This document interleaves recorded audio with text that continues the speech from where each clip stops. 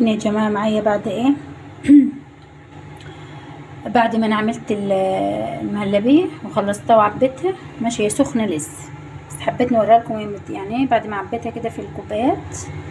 ماشي اهيت. طبعا ديت ايه مهلبية حاطة عليها شربات. ماشي، وده مهلبية حاطة عليها كاستر وحاطة عليها ايه عصير برتقال.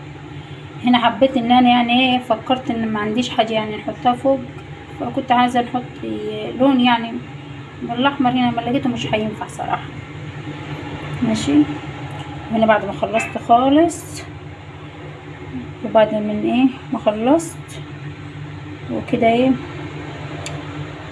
لما تبرد هنقدمها مع بعض تاني. اللهم صل وسلم وبارك على سيدنا محمد وعلى اهله واصحابه اجمعين. هنعمل مع بعض النهارده مهلبيه نوعين. هنعملها بالاول واحده. ماشي، هنعملها بالايه بالشربات الاحمر. ماشي، هيبقى لونها وردي كده وجميل. والتانية طبعا هنعملها باللون الاصفر الكستر. ماشي، على طبعا نشا على كوبايه ايه على نص يعني كوبايه نص كوبايه عصير برتقال. ماشي، عشان يديلنا ايه ميكس حلو مع بعضها كده. ماشي، نبداهم مع بعض. طبعا ايه كل واحده هنحط لها ايه اهو جمتين كوبايه ونص سكر اهيت. ماشي، وهننزل طبعا برتل ميه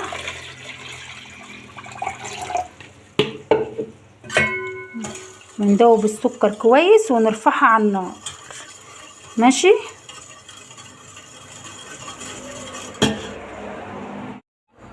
ومعايا هنا طبعا ايه المهلبية التانية اللي هنعملها. ماشي، هننزل بيه بكوباية ونص سكر برضو بالكوباية بتاعت العصير الكبيرة. ماشي، وهننزل برتل مية كمان اهوت. هنقلبه كويس وبعدين نرفعه على النار اهوت معاكم اهوت. نرفعه على النار طبعا على طبعا ما المية هنا تسخن. هنرجعوا تاني مع بعض ايه هنا يعني معايا اللبن اهو. معايا هنا اللبن اهو. ماشي، هننزل طبعا بعصير البرتقال. ماشي، عشان يدي ميكس حلو بس وطعم جميل يعني. وهننزل هنا ب6 معالق نشا.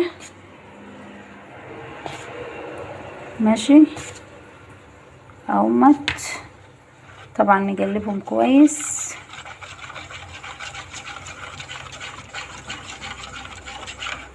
بيدي ميكس وطعم جميل صراحة يعني، وبتكون حاجة يعني حلوة خالص.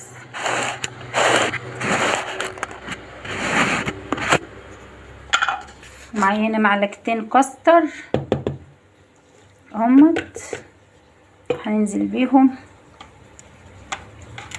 ماشي، ونقلبها كويس. اول بس الايه الميه بالسكر ما تغلي هننزل عليها على طول باول ايه باول واحد. ومعايا طبعا ايه نوع الكريم نوع المهلبيه التاني. ماشي، هننزل طبعا هنا معانا بايه بكوبايه الا ربع شربات. ماشي، هننزل عليها طبعا بالنشا كده 3 معالق 4 5 يعني هما 6 معالق اهو. 6 معالق نشا ونقلبهم كويس. واول برضو الميه السكر بتاعتهم ما تغلي هننزل عليهم. طبعا دي انا ما حبيتش نحط عليها لبن، عملتها بميه كلها عشان عليها شربات.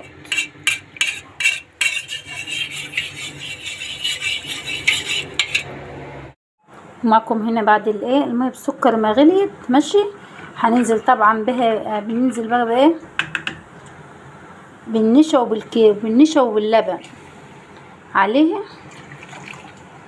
ماشي. انا حاطه هنا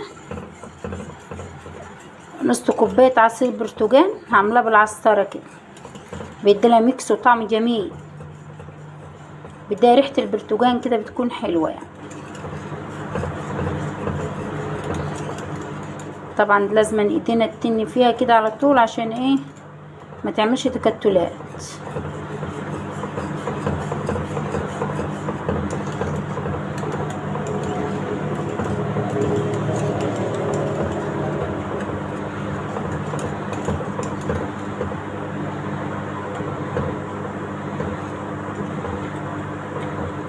لازم طبعا تغلي كويس وتعمل ايه فقاقيع من هنا ومن هنا كده عشان ايه تعرفي انها ناجحه وحلوه يعني.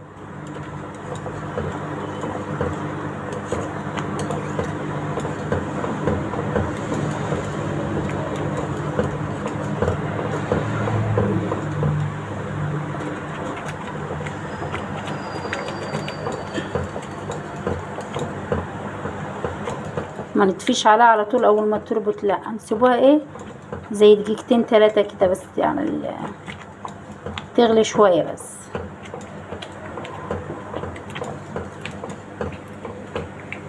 خلاص كده نطفي عليها. خلاص كده انا طفيت النار خلاص ماشي. ومعايا هنا طبعا ايه المية بتاعت المهلبية الحمراء غلت خلاص معايا، فانا هنقلب ايه النشا طبعا بالشربات وننزل عليها هنا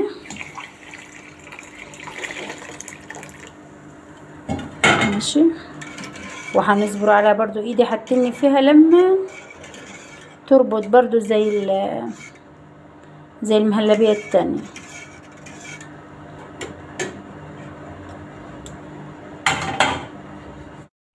معي هنا برضو الايه المهلبية الحمراء اهيت اللي معمولة بالشربات، لونها وردي وجميل خالص اهي. انا كنت عاملاها على القناة مرة قبل كده على فكرة، بس طبعا عشان ايه انا عملتها النهاردة وقلت نصورها وننزلها معاكم تاني يعني.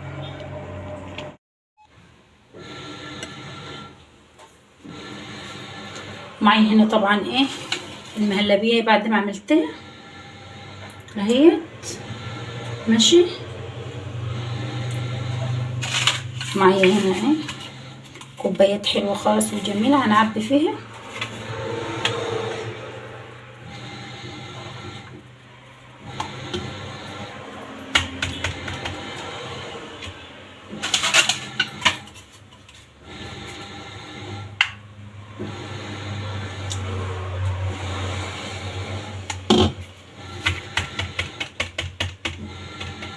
طبعا نحاول نظبطها شوية يعني كده ماشي. معايا كوبايات تانية قلوب جميلة اهي نعبي فيها برضو.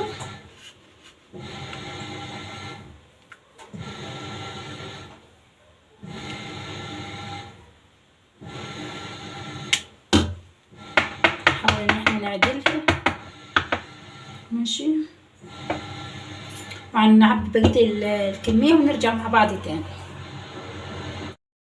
معكم هنا كمان اهو الكريمة اللي مش كريمة عفوا المهلبية الحمراء اهي المعمولة بالشربات.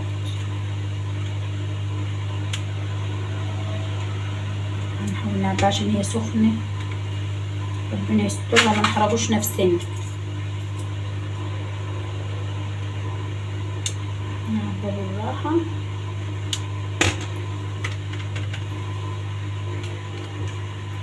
نكمل الكمية ونرجع. هنا يا جماعة معايا بعد ايه بعد ما انا عملت المهلبية وخلصتها وعبيتها ماشي، هي سخنة لسه بس حبيت نوريها لكم يعني ايه بعد ما عبيتها كده في الكوبايات ماشي اهيت. طبعا ديت ايه مهلبية حط عليها شربات ماشي، وده مهلبية حط عليها كاستر وحط عليها ايه عصير برتقال. هنا حبيت ان انا يعني ايه فكرت ان ما عنديش حاجة يعني نحطها فوق، فكنت عايزة نحط لون يعني بالاحمر، هنا ما لقيته مش هينفع صراحة ماشي. هنا بعد ما خلصت خالص، وبعد من ايه ما خلصت وكده ايه، لما تبرد هنقدمها مع بعض تاني.